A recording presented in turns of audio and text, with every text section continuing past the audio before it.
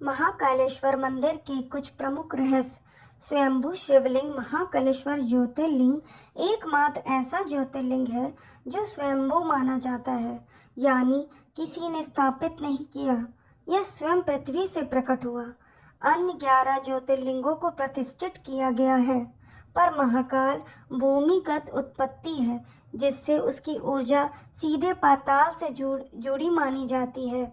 महाकालेश्वर ही है काल के स्वामी। महाकाल का अर्थ है मृत्यु और काल पर नियंत्रण रखने वाला।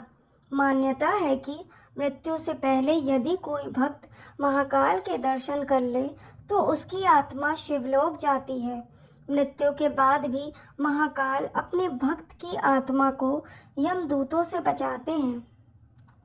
भस्म आरती का गुण रहस्य।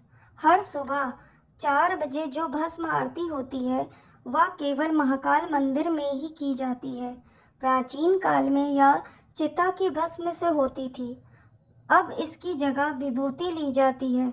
माना जाता है कि शिव की यह आरती आत्मा को मोह, माया और मृत्यु से मुक्त कराती है। 3 मंजिलें 3 स्वरूप। महाकाल मंदिर में शिव के 3 अलग रूप 3 मंजिलों में स्थित है।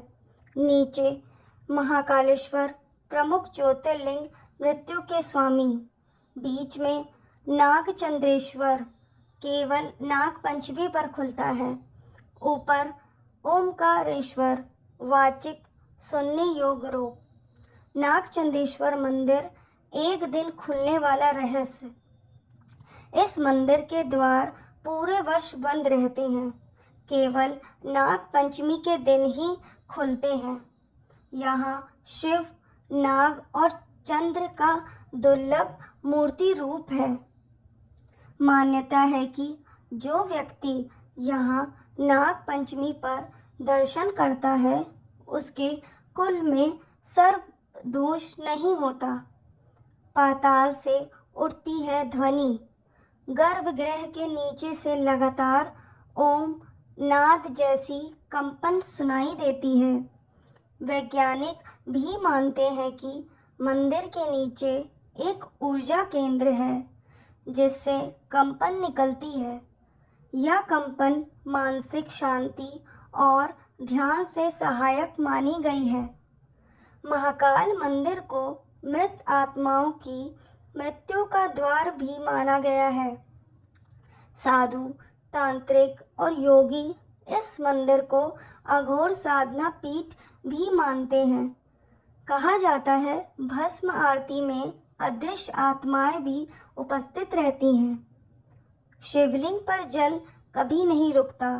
जब भक्त शिवलिंग पर जल चढ़ाते हैं तो वह तुरंत अदृश्य हो जाता है। यह जल नीचे की गुफाओं में जाकर बहता है।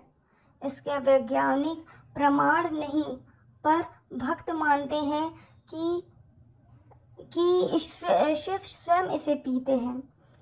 चमत्कारिक घंटियां और नाद मंदिर की घंटियों की ध्वनि विशिष्ट बीज मंत्र ओम के ध्वनि पैटर्न को उत्पन्न करती है। श्रद्धालु जब ध्यान करते हैं तो उन्हें यह ध्वनि त्रिनाद के रूप में सुनाई देती है। शक्तिपीठ।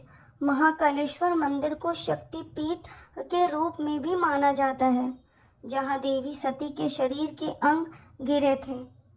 सिर ढकने की मनाही।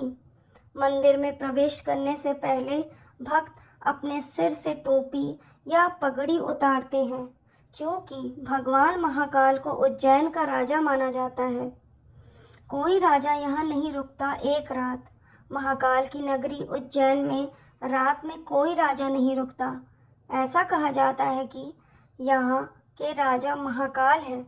जो राजा यहाँ रुकता है उसका राजपाट सब नष्ट हो जाता है और या फिर उसकी मौत हो जाती है। महाकालेश्वर मंदिर के सामने से कोई भी बारात जिसमें दूल्हा घोड़े पर सवार हो नहीं जाती। यह एक पुरानी मान्यता है जो सदियों से चली आ रही है।